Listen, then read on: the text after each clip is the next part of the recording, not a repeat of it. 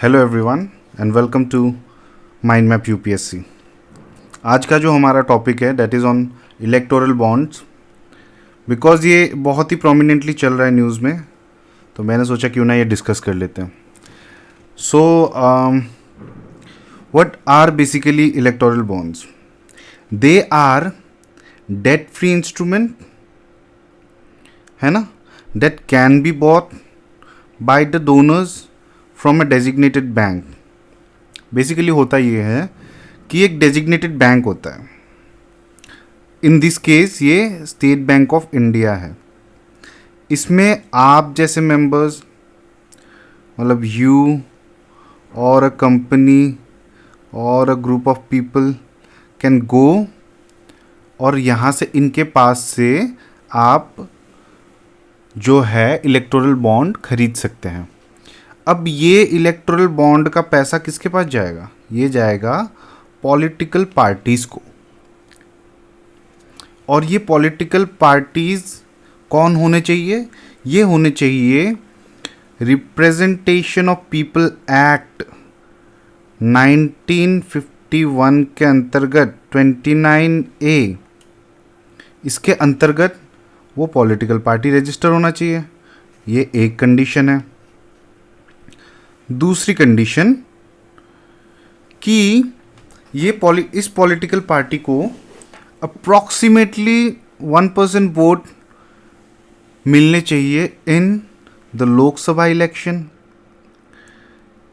ये एक कंडीशन, ये दो कंडीशन हो गए आपके डोनेशंस पाने के लिए। ठीक है। अब आप जो डोनेशन कर रहे हैं वो कितने रुपए का कर सकते हैं? वो मल्टीपल्स ऑफ 10 है। 1000 रुपये से स्टार्ट होके 1 करोड़ तक जाती है। जैसे 1000, 10,000, 10 लाख, 1 करोड़, ये हैं इसके टाइप्स बेसिकली, है ना।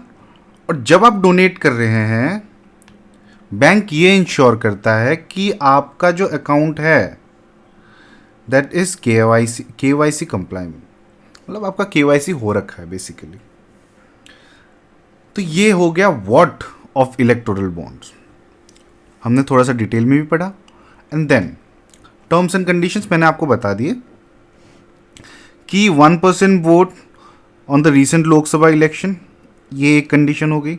Registered under section 29A of RPA 1951, ये दूसरा कंडीशन हो गया। ठीक है। अब सपोज पॉलिटिकल पार्टी के पास पैसा आ गया, अगर उस पैसे का कोई ट्रांजैक्शन नहीं होता है, देन ये 15 दिन के अंदर चली जाएगी PM रिलीफ फंड में। ठीक है।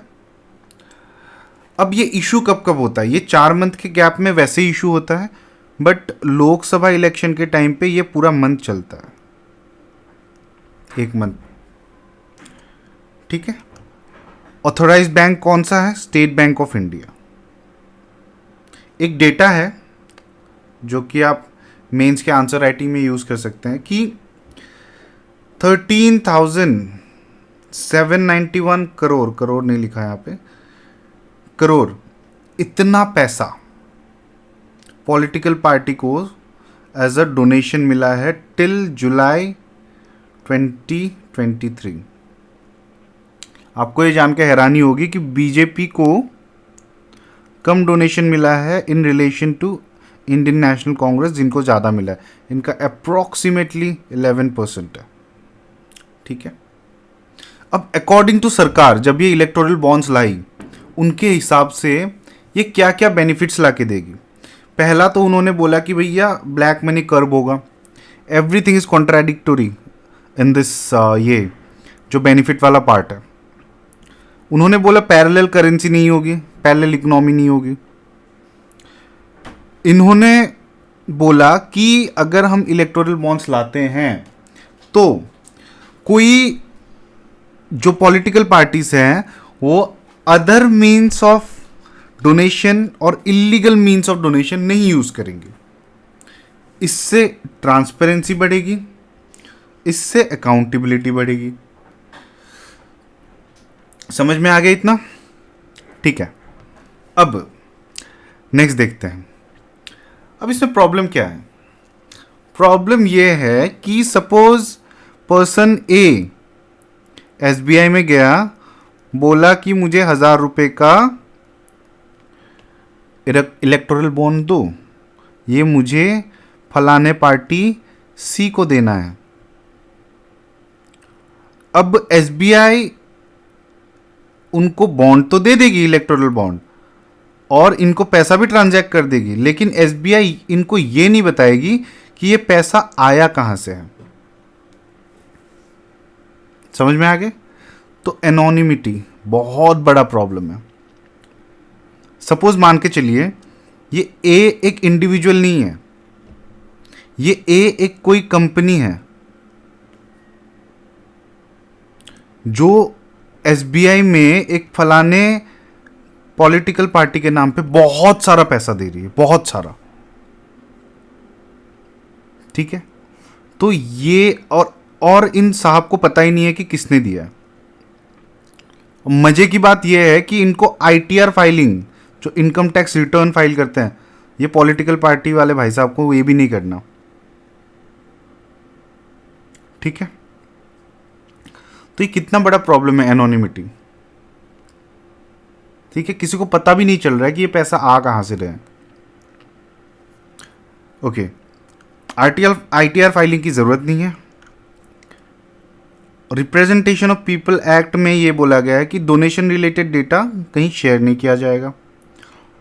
और आपको नहीं लगता कि ये पॉलिटिकल पार्टीज पैसा कहां से ला रहे हैं, ये आपको पता होना चाहिए। अगर इनकेस आपको नहीं पता है, then that violates, that infringes your right to information. समझ रहे हैं? Article 19 two B particular A 1A clause 1। अब ये क्विड प्रो क्यो, ये क्या है?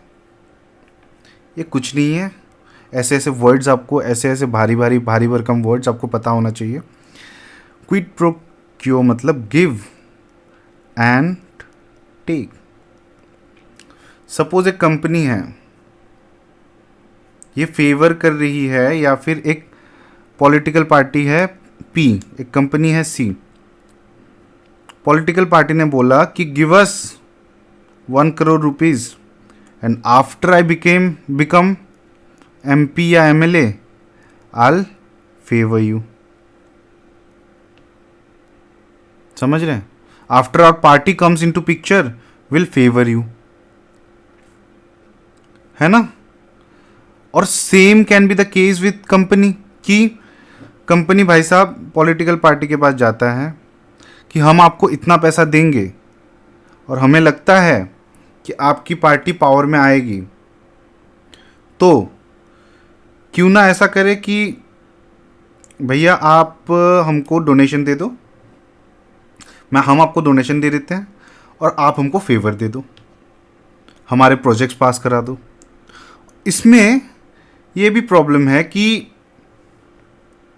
शेल कंपनीज जो होती हैं, पहले हमने पढ़ा ना कि ब्लैक मनी को कम करते हैं, ये ब्लैक मनी को बढ़ावा ही दे रहे हैं उल्टा।